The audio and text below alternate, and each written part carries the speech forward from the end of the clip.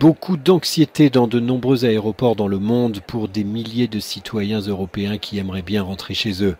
La crise du coronavirus a entraîné la fermeture de plusieurs frontières et une grande partie de la flotte de plusieurs compagnies aériennes reste clouée au sol. Cet Irlandais, par exemple, est bloqué au Pérou.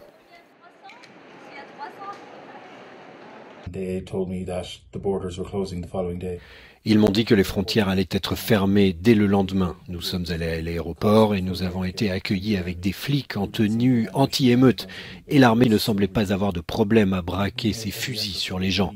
Nous avons fait tout notre possible pour partir. Nous n'avons pas eu assez de temps. Ce n'est pas de notre faute. On ne peut pas quitter la ville. On est coincé. Tout ce qu'on voudrait faire, c'est rentrer à la maison. Bientôt.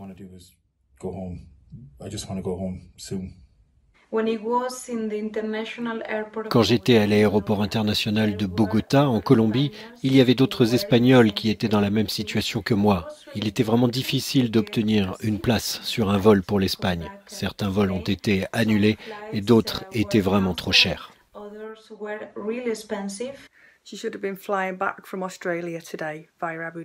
Elle aurait dû rentrer en Australie aujourd'hui via Abu Dhabi, mais tous les vols ont été annulés. Et maintenant, elle et son ami sont bloqués à Melbourne. Et nous ne savons pas comment nous allons les ramener à la maison.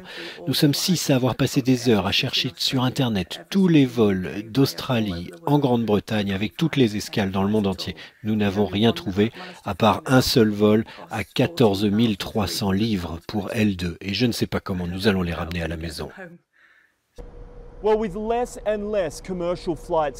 Avec de moins en moins de vols commerciaux disponibles pour les Européens bloqués à l'étranger, beaucoup appellent maintenant les gouvernements à augmenter le nombre de vols d'urgence organisés par les États pour les aider à rentrer chez eux et retrouver leurs proches.